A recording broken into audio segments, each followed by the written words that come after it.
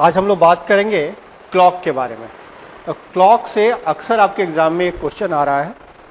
They are asking one question on clock and most of the time they are asking questions based on the angle between the clock. ठीक है, तो आज हम लोग बात करेंगे क्लॉक के। नाउ अगर आप एक क्लॉक की बात करोगे तो क्लॉक में अगर हम कुछ खास चीज़ों को देखें, नॉर्मली जो क्लॉक का शेप हमें दिखता है वो सर्कुलर होता है। ठीक है, तो हम देखते हैं।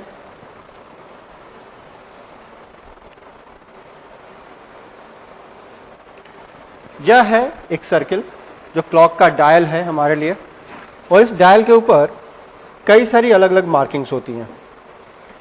जैसे आप यहां देखोगे 3 लिखा होता है, 6, 9, 12, और ये हमारा सेंटर पॉइंट होता है। ठीक है, सेंटर पॉइंट पे नॉर्मली किसी भी क्लॉक में 2 हैंड्स लगे होते हैं, बट वहां जाने के पहले हम एक चीज समझें। किसी भी क्लॉक के डायल के ऊपर आवर्स की 12 मार्किंग्स होती हैं, जिसमें 4 मार्किंग मैंने आपको मार्क की हैं, बाकी 2 मार्किंग्स और होती हैं।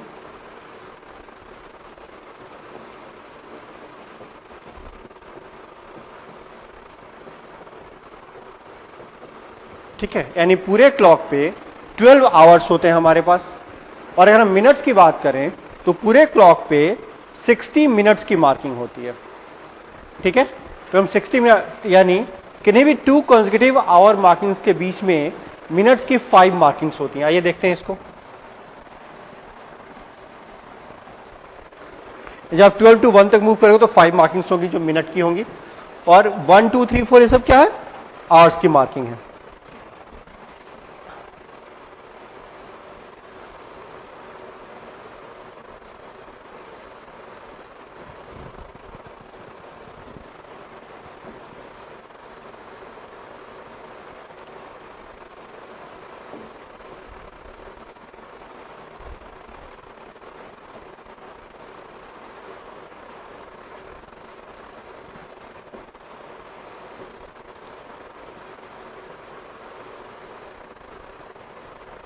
सामान्य तौर पे किसी भी क्लॉक में 2 हैंड्स होते हैं। जो लॉन्गर हैंड होता है वो मिनट का हैंड होता है, और जो स्मॉलर हैंड होता है वह किसका हैंड होता है,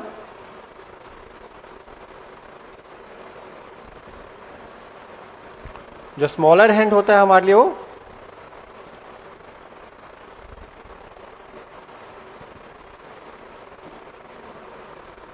आवर का हैंड होता है, आप सब लोग जानते हैं। तो यहां हम लोग देखें तो रेड जो है वो आवर हैंड को रिप्रेजेंट कर रहा है, ब्लैक जो है वो मिनट हैंड को रिप्रेजेंट कर रहा है। और अगर हम नॉर्मली देखें तो यहां जो क्लॉक है हमारा 12 ओ क्लॉक का टाइम शो कर रहा है। 12 ओ क्लॉक का जो टाइम होता है वो हमारा बेस टाइम होता है, यानी हमारी जितनी भी काउंटिंग होती है और मैक्सिमम काउंटिंग 12 ओ क्लॉक से हम करते हैं। आप सब लोग एक चीज जानते हैं कि किसी भी एक पॉइंट पे बनने वाला जो एंगल होता है वो 360 का होता है। यानी एक सर्किल का जो एंगल होता है वह कितने का होता है, 360 डिग्री का होता है।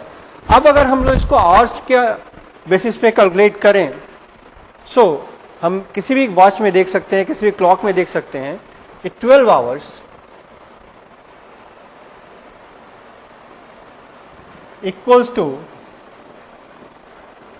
12 आवर्स में जो आर हैंड होता है वह 360 डिग्री का एंगल क्रिएट करता है।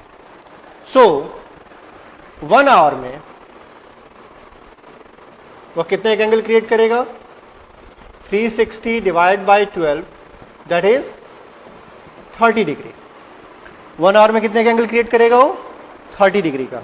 It means the angle between any 2 consecutive hour hands is always equal to 30 degree. जैसे मान लो अगर हम इन दोनों की बात करें, बिटवीन 2 and 3, तो 2 से 3 के बीच का जो एंगल है हमारे लिए वह कितना होगा,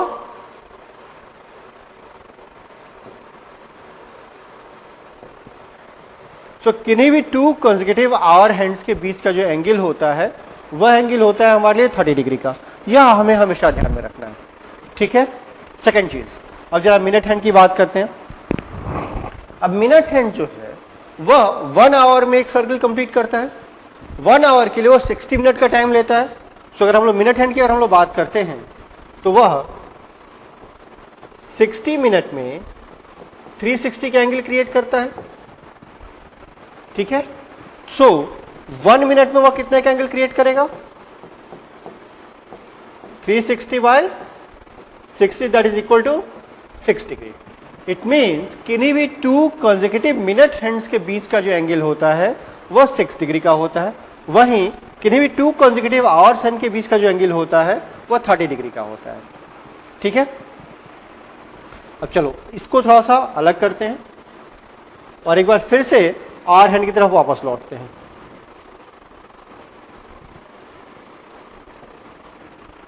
अब जैसा हम लोगों ने पहले लिखा है 1 आवर में कुल 30 डिग्री का एंगल बनता है, यानी 1 आवर में आवर हैंड जो है वो 30 डिग्री एंगल बनाता है।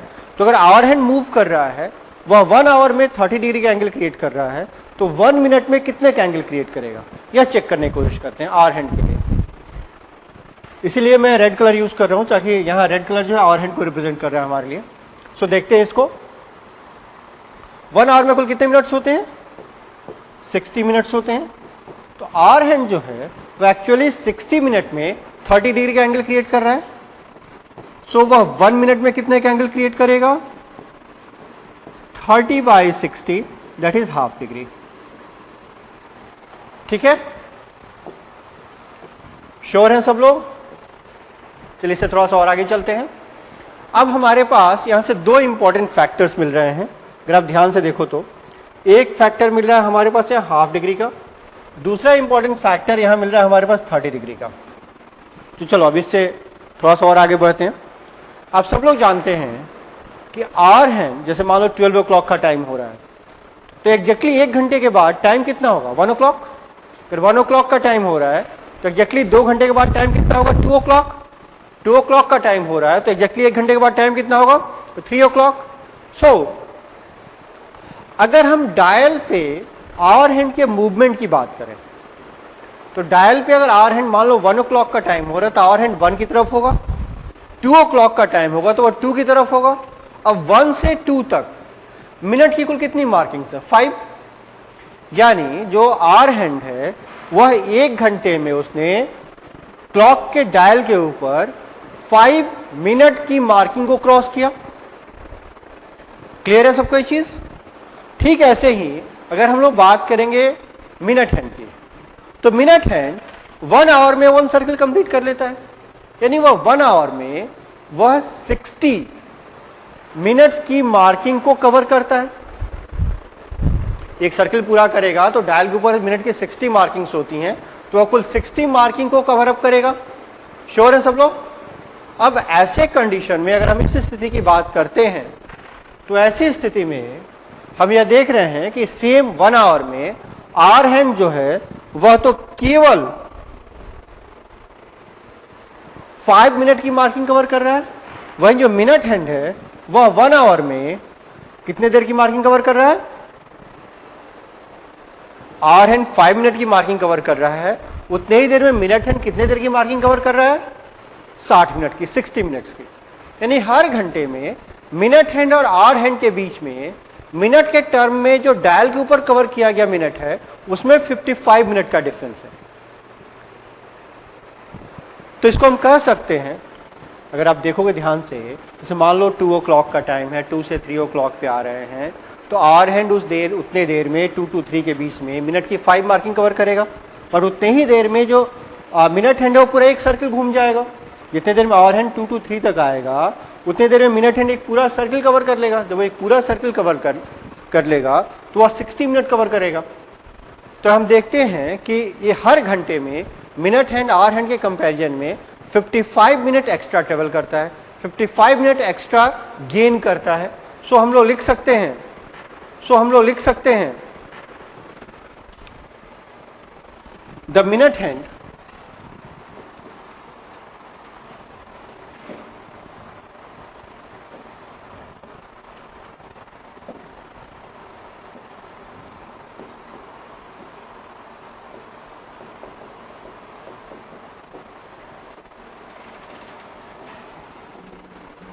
gains 55 minutes over hour hand in 60 minutes. Just a minute.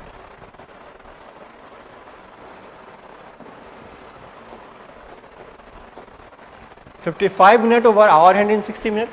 Therefore, it will gain 1 minute in 60 by 55 minutes, 12 by 11 minutes.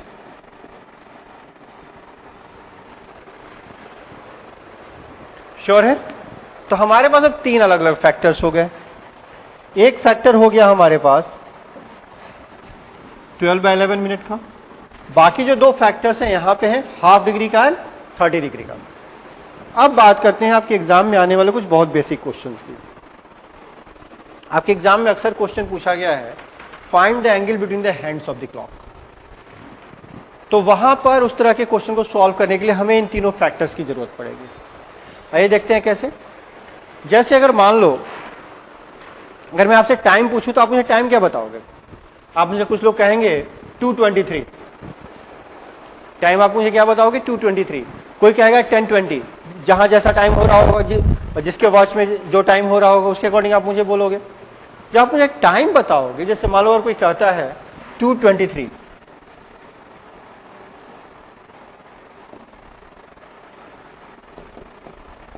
तो आपने मुझे क्या क्या बताया? ध्यान से देखो.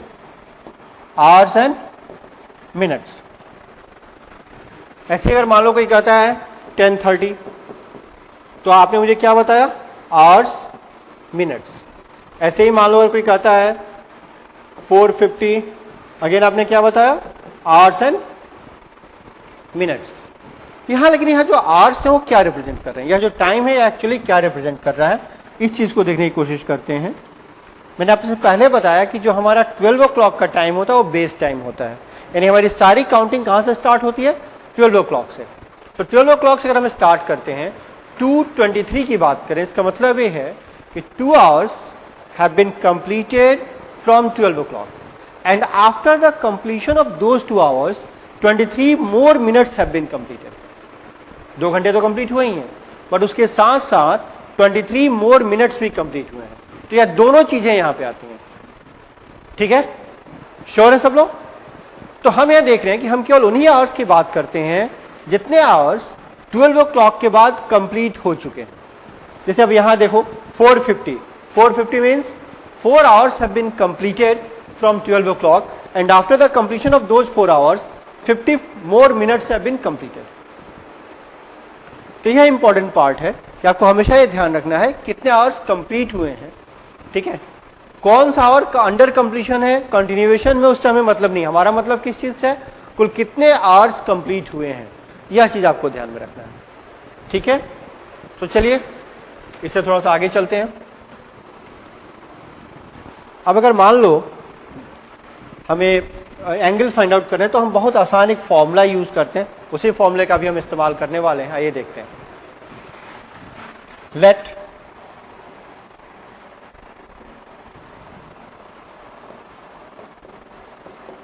A is the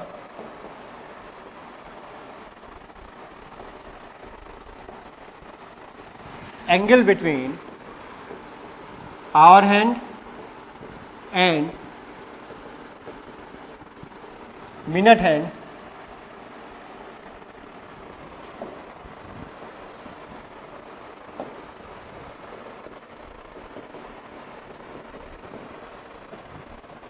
at time h hours m minutes, then A equals to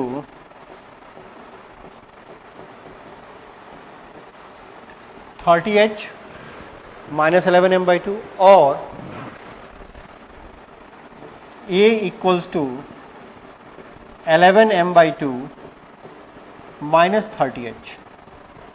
देखो दो अलग अलग फॉर्मूला है. इसमें खासियत ये है कि दोनों से जो हमारा मैग्नीट्यूड मिलेगा उससे सेम मिलेगा. अंतर का ये इतना है कि अगर एक से कोई वैल्यू पॉजिटिव आएगी तो दूसरी से नेगेटिव आएगी. अगर मान लो इससे कोई वैल्यू पॉजिटिव आ रही है तो इससे वो वैल्यू क्या आएगी, निगेटिव आएगी, और इससे अगर कोई वैल्यू निगेटिव आ रही है इससे वो वैल्यू क्या आएगी, पॉजिटिव आएगी। तो हमें कोई दिक्कत नहीं, हम दोनों में से कोई भी फॉर्मूला यूज करें, हमारा कंसर्न केवल मैग्नीट्यूड का होता है, वह चीज हम यहां से फाइंड आउट कर सकते हैं। मान लो अगर कोई आपसे पूछे फाइंड द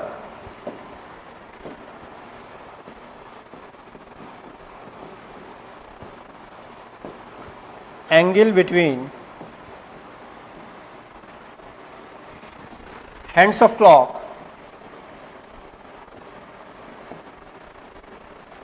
at 4:40, ठीक है। चलो फॉर्मूला अप्लाई करने की कोशिश करते हैं। कोई दोनों फॉर्मूला अलग अलग यूज करेंगे हम लोग, और दोनों में एक आंसर हमें जो मिल रहा है उसको हम कंपेयर करके देखते हैं कैसे आंसर मिल रहा है हमारे पास। तो 440 में हमारे पास टाइम है 440, तो अगर 440 हमारे पास टाइम है तो यहां पे 4 क्या है, आवर्स, 40 क्या है, मिनट्स। फॉर्मूला में यूज करते हैं, पहले फर्स्ट वन में रखते हैं। So A equals to 30H minus 11m/2 equals to 30 into 4 minus 11 into 40/2।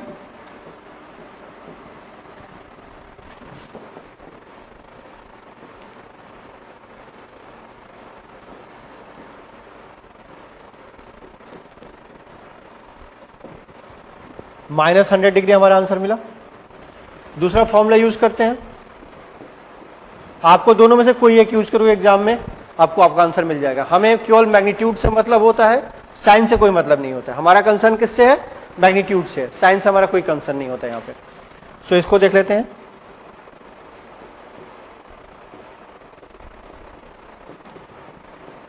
Eleven into 40/2 minus 30 into 4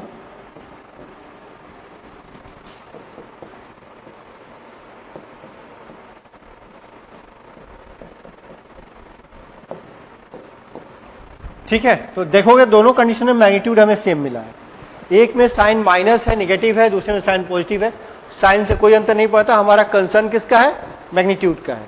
तो हमें केवल मैग्नीट्यूड के ऊपर फोकस करना है, बाकी चीजों से हमारा कोई कंसर्न नहीं है। क्योंकि ऑब्जेक्टिव एग्जाम है कि आप आसानी से मैग्नीट्यूड के ऊपर फोकस कर सकते हो, ठीक है। यहां से आगे चलते हैं। अब एक क्वेश्चन आपके एग्जाम का करके देखते हैं।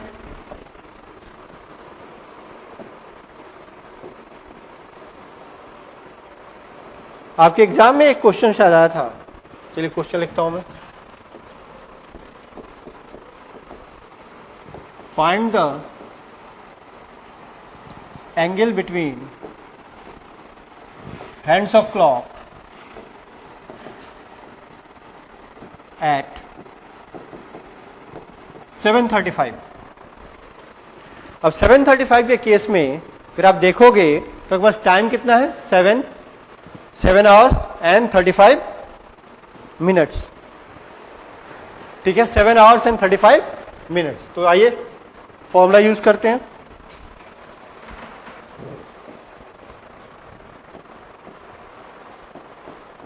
Angle equals to 30H minus 11m/2,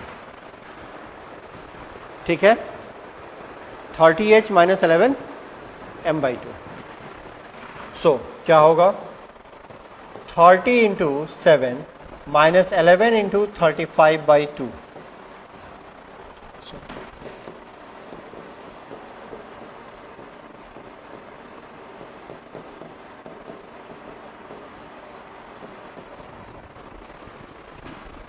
ठीक है। एक काम करना, जो मेरी एडवाइस है आप लोगों के लिए, इसको, इस पोर्शन को अलग सॉल्व करना नहीं, इस पोर्शन को आपको अलग सॉल्व करना है, इसको अलग सॉल्व करना। जो हम नॉर्मली एलसीएम वाला मेथड यूज करते हैं ना, उसका इस्तेमाल मत करो। वो आपके टाइम को बढ़ा देगा, आपकी मेहनत को बढ़ा देगा। इसलिए पहले इस वाले पोर्शन को सॉल्व करो, फिर इसमें से उसे माइनस कर लो, वो ज्यादा आसान होता है, ठीक है। चलिए क्लियर है कैसे करना है। एक क्वेश्चन और देख लेते हैं।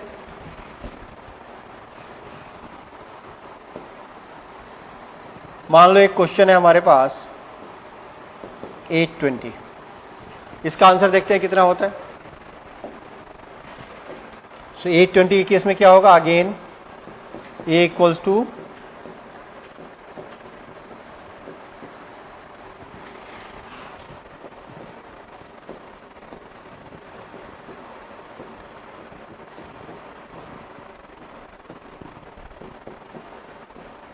240,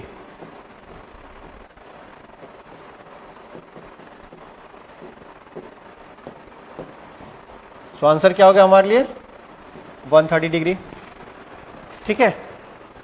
आप में से कई लोगों का कई बार क्वेश्चन आता है, सर दो अलग अलग फॉर्मूला हैं, तो कौन से फॉर्मूले का हम इस्तेमाल कहां करेंगे। आप किसी का कहीं इस्तेमाल कर लो, उससे आपके आंसर के ऊपर कोई अंतर नहीं आएगा। बट अगर आप स्पेसिफिक यह चीज करना चाहते हो तो उसके लिए भी एक बहुत ही स्पेसिफिक तरीका होता है। आइए एक बार वापस चलते हैं फॉर्मूला पे। देखो इन दोनों फॉर्मूला में, सॉरी गाइस, इन दोनों फॉर्मूला में आप आसानी से चेक कर सकते हो कि कौन सी चीज कहां यूटिलाइज होगी। इसके लिए हम एक बहुत ही सिंपल सा मेथड यूज करते हैं। ठीक है।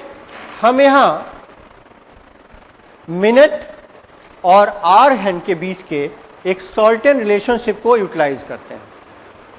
ठीक है, श्योर है।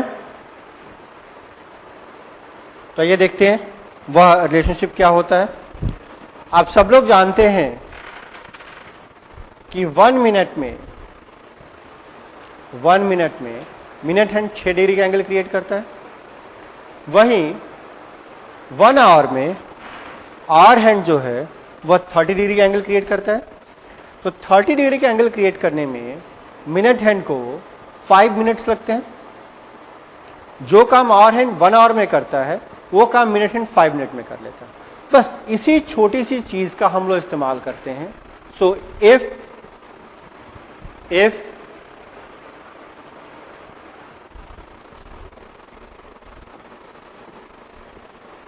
5h is more than m, then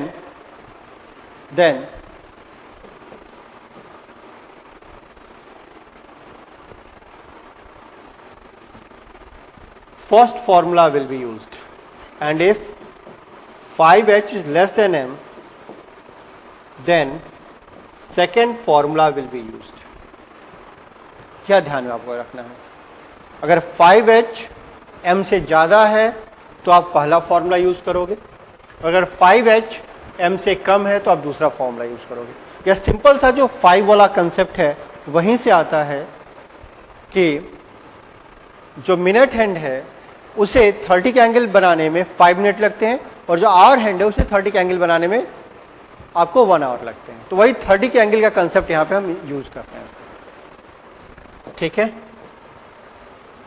इतना अगर आप ध्यान में रखेंगे तो ये भी क्लियर हो जाए कौन सा फॉर्मूला हम कब और कैसे यूज करेंगे। चलिए आगे चलते हैं। इससे वैसे या नहीं भी ध्यान में रखोगे तब भी कोई दिक्कत नहीं है, आप आराम से फॉर्मूला यूटिलाइज कर सकते हो। ठीक है, मुझे लगता है इस पेज में किसी को कोई डाउट नहीं है, सब कुछ क्लियर है। ठीक है, सिंपली आपको ध्यान में रखना है angle equals to 30 into hours minus 11 into minute by 2। बस आपको केवल इसका ध्यान रखना है। चलिए थोड़ा सा और आगे चलते हैं। अब क्लॉक में कुछ और भी क्वेश्चंस आते हैं, जैसे when the hands of the clock are together but not in opposite direction, और दूसरा आता है when the hands of the clock are in a straight line but in opposite direction. तो एक ही चीज को कहने के कई सारे अलग अलग तरीके हैं। तो पहले केस में 0 डिग्री की बात हो रही है, दूसरे केस में 180 डिग्री की बात हो रही है। चलो एक 0 डिग्री वाला केस लेके देखते हैं। ठीक है,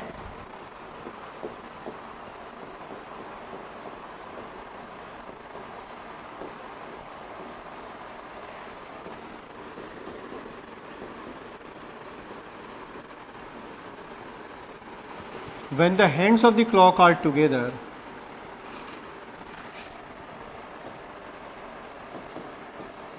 but not in opposite direction, इसको कई बार आपके बुक में लिखा होगा या क्वेश्चन में लिखा आ सकता है, when the hands of clock are in a straight line but together. इन दोनों केसेस में इसका मतलब ये है कि जो हैंड्स हैं उनके बीच के एंगल 0 डिग्री है.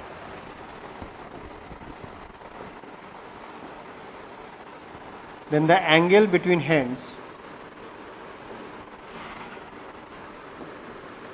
is 0 degree.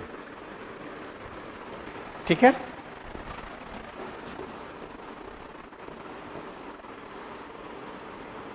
तो उनके बीच का एंगल 0 डिग्री है. उस कंडीशन में जो हमारा फॉर्मूला है, दोनों में से कोई भी फॉर्मूला पिक करोगे सेम चीज है हमारे लिए. सो 0 इक्वल्स टू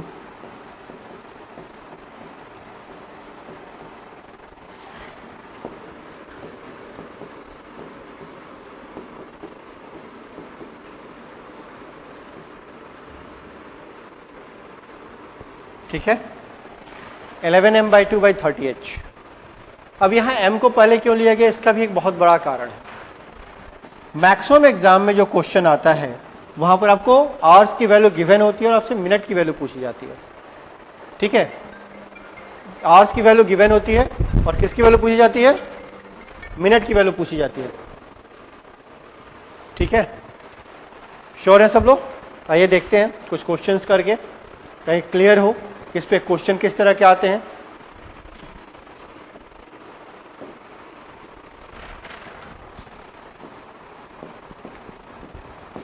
ध्यान रखिएगा, टाइम बताने के लिए आपको हमेशा मिनट और आवर दोनों की जरूरत होती है. चलिए क्वेश्चन क्या देखते हैं. Eight what time between 4 and 5 the hands of clock will be together but not in opposite direction. ठीक है, अब वो क्या बताना है. What time between 4 and 5 the hands of clock will be together but not in opposite direction. बहुत आसान question है. Between 4 and 5, between 4 and 5 का बेसिक कंसेप्ट क्या है. 4 hours have been completed but the 5th hour is in progress. 4 hour complete हो चुके हैं और जो 5th आवर है वह प्रोग्रेस में है. तो आवर्स कितने कंप्लीट हुए, 4. तो हमारे पास h की वैल्यू क्या हो जाएगी, 4. h की वैल्यू क्या हो जाएगी हमारे लिए, 4 हो जाएगी. इतना आपको ध्यान रखना है. 5th आवर कंप्लीट नहीं हुआ है तो h की वैल्यू 5 नहीं हो सकती, क्योंकि काउंटिंग कहां से होती है, 12 o'clock से कुल कितने आवर्स कंप्लीट हुए हम यही चीज काउंट करते हैं. तो यहां पर h की वैल्यू कितनी होगी, 4. और चलिए अब फॉर्मूला यूज करते हैं, सॉल्व करने की कोशिश करते हैं इसको. ठीक है,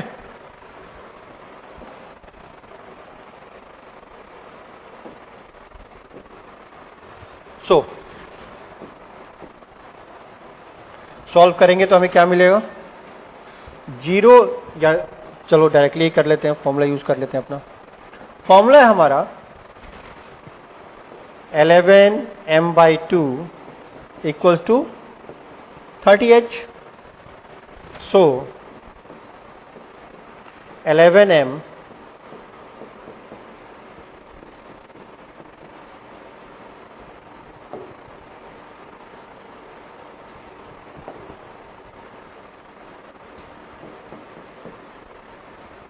therefore 11m equals to 2 into 2 120, that is 240. So अब अगर हम यहां देखें तो यहां पर m की वैल्यू क्या होगी, अभी हम लोगों ने लास्ट पेज पे देखा था, दोबारा फिर से लिख दे रहा हूं. 11m/2 equals to 11m/2 equals to 30h.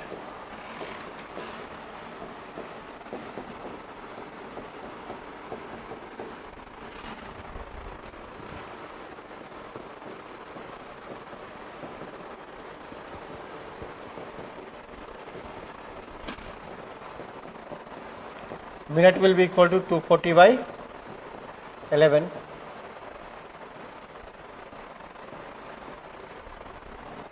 ध्यान रखिएगा यहाँ क्वेश्चन को आपको मिक्स फ्रैक्शन में रखना है। वैल्यू किस में रखनी है? मिक्स फ्रैक्शन में, क्योंकि एग्जाम में जो ऑप्शन होते हैं अक्सर मिक्स फ्रैक्शन में गिवन होते हैं। ये आपको ध्यान में। मिक्स फ्रैक्शन में बनता कैसे है इसको भी देख लेते हैं कैसे होगा। सिंपल डिवीजन का ही प्रोसेस हम यूज करते हैं। 11 2 जा 22, 11 1 जा 11, 9, तो यहाँ रिमाइंडर आता है हमारे पास, या क्वोशंट होता है। तो हम जो यहाँ यूज करते हैं वह क्या यूज करते हैं? फिर 21 यानी quotient, then remainder and then ज डिवीजन। 3 चीजें आ जाती हैं हमारे पास, उसको हम उस तरह से नोट डाउन कर लेते हैं। सो हमारी यह वैल्यू यहां आ जाती है। सो जो टाइम हो गया हमारा क्या हुआ?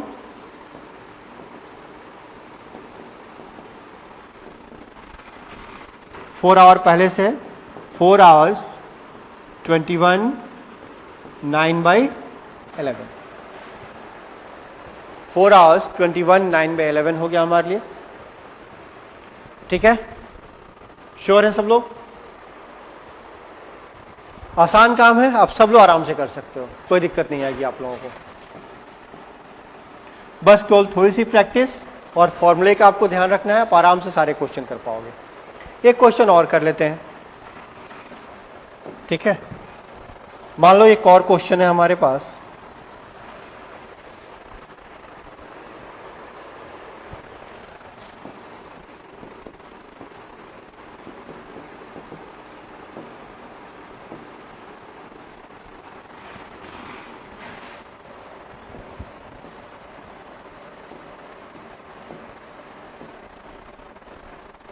At what time between 8 and 9 the hands of the clock will be together but not in opposite direction? At what time between 8 and 9 the hands of the clock will be together but not in opposite direction? देखो बहुत आसान question है। Between 8 and 9 का मतलब क्या हुआ? h की value कितनी होगी हमारे लिए? 8, ठीक है।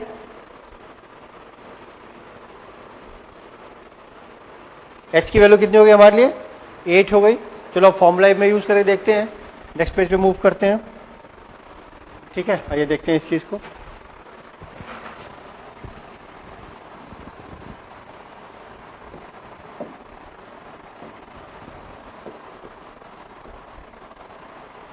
बढ़िया, बहुत आसानी से आप इसे कर सकते हो बिना किसी परेशानी के। ध्यान से देखिए, ठीक है।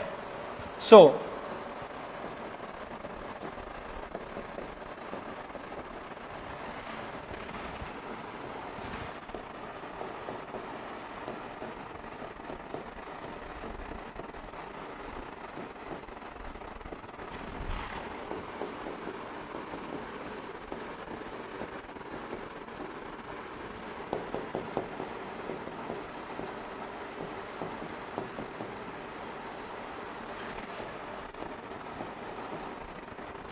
therefore रिक्वायर्ड टाइम क्या हो गया हमारे लिए? रिक्वायर्ड टाइम हुआ 8 hours 43 7/11 minutes, ठीक है। आपको ध्यान में रखना है कि यहां टाइम जब भी हम देते हैं तो आवर्स एंड मिनट्स में देते हैं, और मिनट की वैल्यू जो आएगी अक्सर वो मिक्स फ्रैक्शन में आएगी। इतना आपको ध्यान में रखना है, ठीक है। श्योर है? कोई डाउट इसमें? मुझे उम्मीद है बिल्कुल नहीं होगी। सो इससे और आगे चलते हैं थोड़ा सा, ठीक है।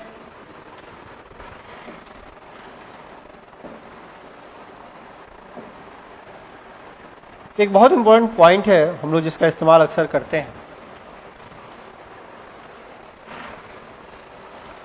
कि 0 डिग्री का एंगल क्लॉक पे 12 आवर्स में कितनी बार बनता है। इस मेथड के ऊपर या इस कंसेप्ट के ऊपर कई बार डायरेक्ट क्वेश्चन पूछे जाते हैं। तो चलिए एक बार ट्राई करके देखते हैं, ठीक है। Next thing,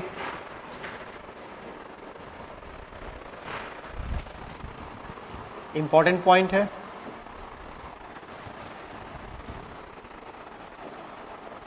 the angle of 0 degree is created for 11 times in 12 hours. ठीक है? It is created for once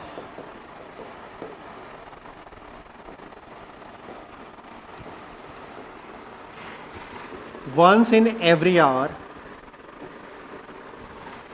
except between 11 to 1, when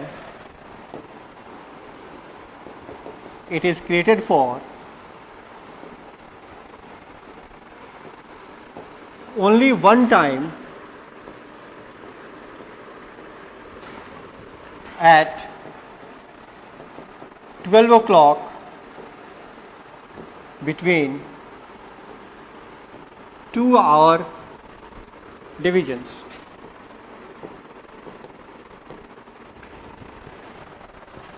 From 11 to 12 and from 12 to 1. यानी हर घंटे में तो एक बार बनता है, बट 11 से 1 के बीच में केवल एक बार बनता है. At what time? At 12 o'clock. 11 to 12 and 12 to 1 के बीच में केवल एक बार बनता है. इसलिए यह जो 0 डिग्री का एंगल होता है वह 12 आवर्स में केवल 11 बार बनता है. इस पे आपको ध्यान रखना है, इस चीज के ऊपर आपको ध्यान रखना है. ठीक है? Next thing,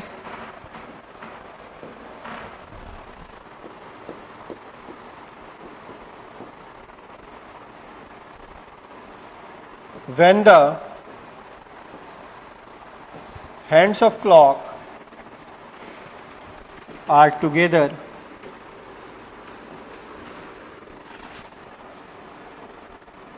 but in opposite direction, अगला कंसेप्ट है हमारे लिए,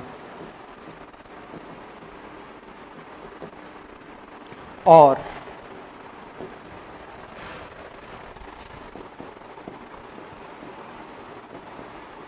hands of clock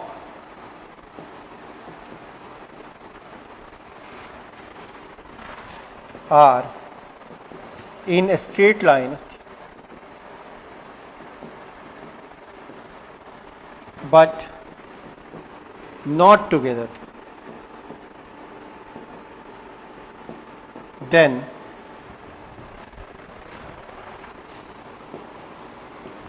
the angle between hands equals to 180 degree. अब यहां पर जो हमारा दोनों बेसिक फॉर्मूला है उसमें थोड़े से चेंजेस होते हैं. क्या होता है इस चीज को देखते हैं. सो इन दैट केस अब दो अलग अलग फॉर्मूला मिलते हैं हमें.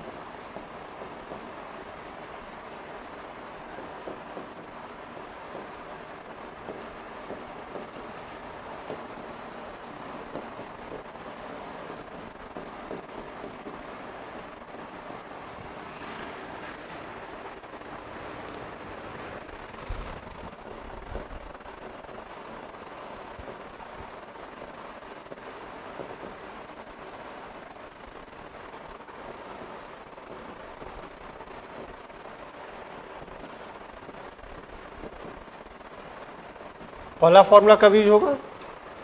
जब टाइम जो है 6 o'clock के पहले का हो. दूसरा फॉर्मूला हम कब यूज करेंगे? टाइम जो है वो 6 o'clock के बाद का हो. ठीक है? 6 o'clock का कंसेप्ट या कंसर्न क्यों है, इस चीज को देख लेते हैं.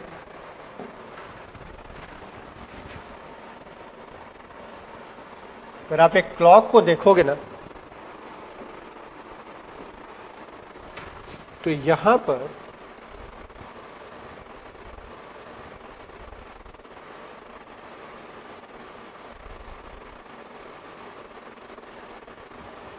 यह टाइम होता है हमारा 6 o'clock का.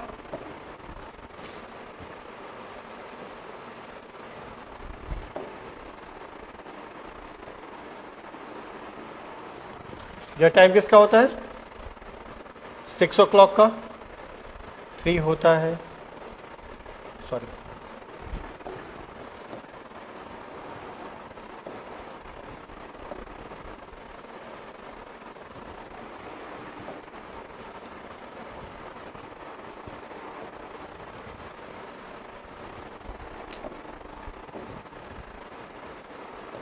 9, 3, 6, 12, ठीक है। तो 6 o'clock पे अगर आप देखोगे 6 o'clock का एंगल ऑलरेडी हमारा एंगल कितने का है, 180 का है। इसलिए 6 o'clock का जो कंसर्न है वो हम सेंटर में रखते हैं और उसके बियॉन्ड दोनों साइड में हम कैलकुलेट करते हैं, 6 o'clock के पहले एंड 6 o'clock के बाद का टाइम। ये 6 o'clock का जो टाइम होता है वो क्लॉक को 2 सिमेट्रिकल पोर्शन में डिवाइड कर देता है। तो चलिए इससे आगे चलते हैं, क्वेश्चन करके देखते हैं। Eight what time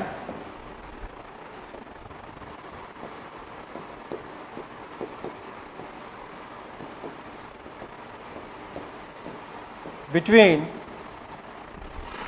4 and 5 the hands of clock will be in a straight line but not together।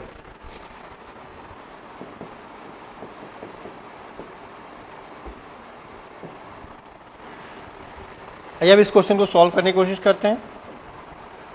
ठीक है, बहुत आसान है सॉल्व करना, आप बड़े आराम से कर सकते हो। बिटवीन 4 and 5, तो अगेन एच की वैल्यू कितनी हो गई, 4। ठीक है, अब वैल्यू रख के देखते हैं किसी भी फॉर्मूले में। अब बिटवीन 4 and 5 है तो टाइम 6 o'clock के पहले का है या बाद का है। Between 4 and 5 means 4 hours have been completed, 5th hour is in progress। सो ये जो टाइम है वो 6 o'clock के पहले का है। ये टाइम कब का है, 6 o'clock के पहले का है। तो आइए इस चीज को सॉल्व करते हैं, देखते हैं कैसे होगा। पहला फॉर्मूला यूज करेंगे,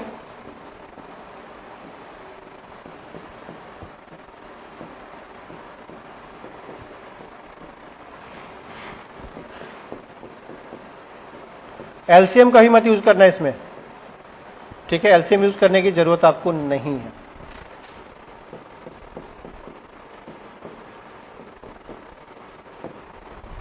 सो अब -120 उधर माइनस में है तो इधर लेके आएंगे।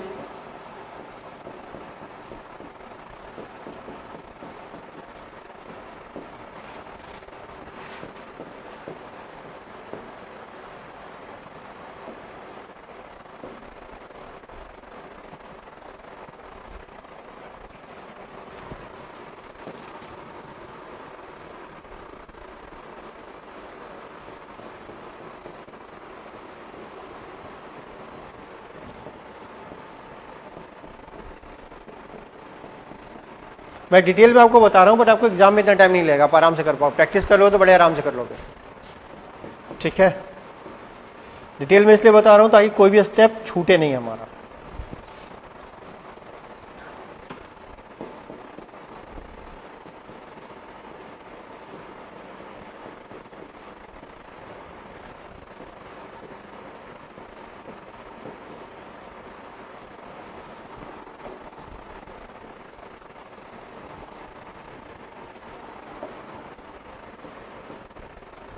तो मिनट मिल गया हमारे पास 54, 6 में 11। सो रिक्वायर्ड टाइम हमारा क्या होगा, जो रिक्वायर्ड टाइम होगा वो क्या हो जाएगा,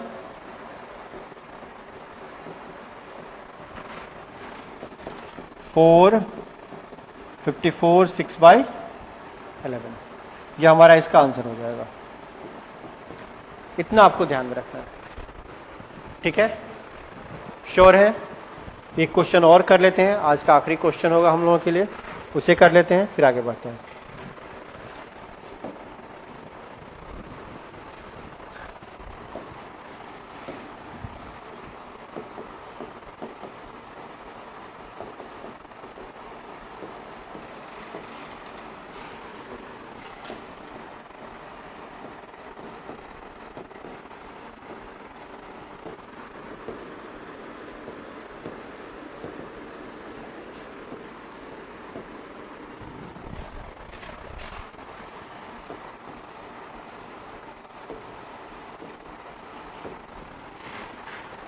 At what time between 7 and 8 the hands of clock will make an angle of 180 degree.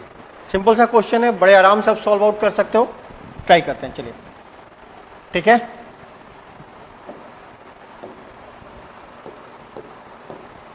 चलिए 7 and 8 तो 180। अब 7 और 8 जो है वह आफ्टर 6 का टाइम है। जब आफ्टर 6 की बात होगी तो हम कौन सा फॉर्मूला यूज करते हैं, चलो देखते हैं। फॉर द टाइम आफ्टर 6 यानी सेकंड फॉर्मूला हमारा यूज होगा। सो चलिए देखते हैं, ट्राई करते हैं।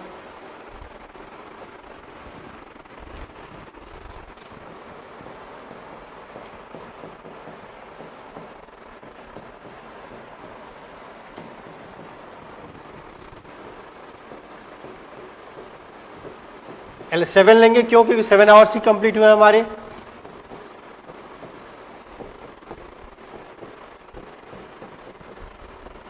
अब यहां एक चीज देखो, 11m/2 माइनस में उसको इस साइड लेके आते हैं और 180 प्लस में इसको उस साइड लेके जाते हैं।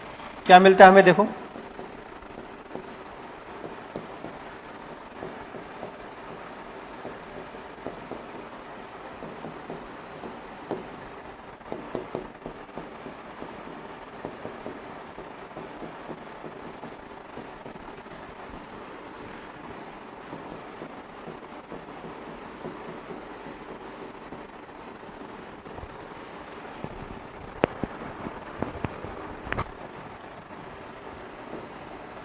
ठीक है, 11m/2 equals to 210 minus 180, that is equal to 30 degree.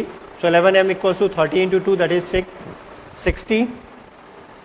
Means m equals to 60 by 11, that is 5 by 11. So जो हमारा रिक्वायर्ड टाइम हुआ,